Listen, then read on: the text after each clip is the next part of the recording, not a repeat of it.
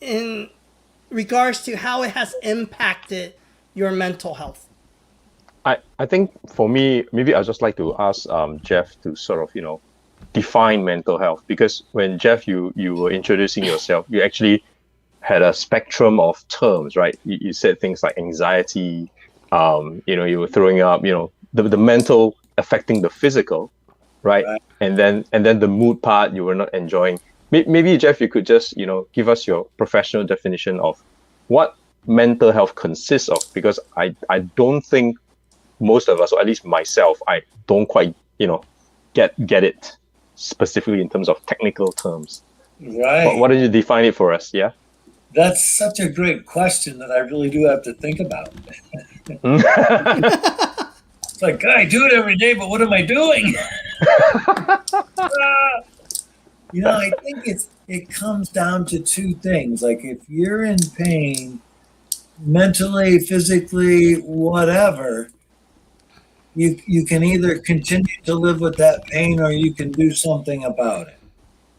Mm-hmm. And so by you can take Medicaid, like let's say you've got anxiety and Mm. it's causing you to worry and stress and get sick and it's making your life really no fun. And Mm. you can either take a medication, which may or may help and has side effects and those kinds of things, or you can get to the root of the anxiety. And when you get to the root of something, then it gives you something to address. Like right now, it's just a feeling inside Jeremy, like, wow, I'm feeling anxious. I've got this. It's just a feeling.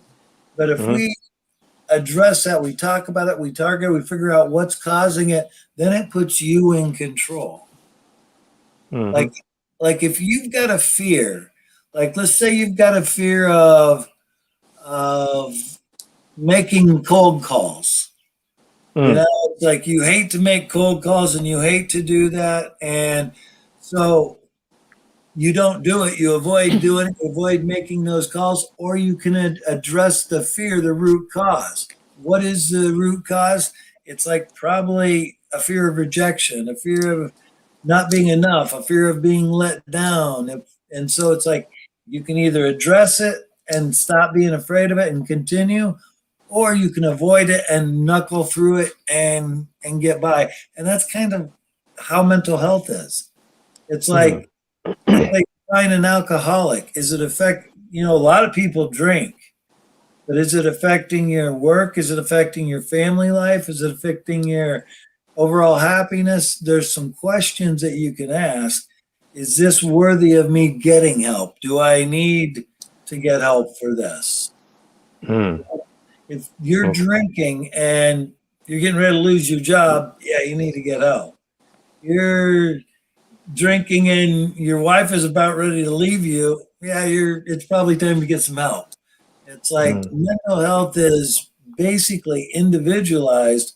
Is it affecting your life and do you want to change that? Right.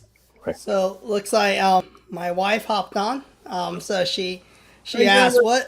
what is the best way to get to the root of anxiety when you have general overall anxiety? Right, great question, Jennifer. I think there's a lot of ways, but Don't say get rid of Kevin. well, you want to fix this issue, Jennifer? I know the quickest, easiest way.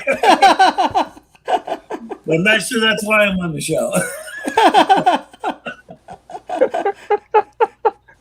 So if you're struggling, like what is the best way to get to the root of it? And it's what it's going to be. It's going to be using active listening and digging and figuring out the real reasons, whether it started when you were a kid, your core belief of I'm not enough, your parents didn't give you enough, or that you have to prove yourself, or it could be PTSD from a situation.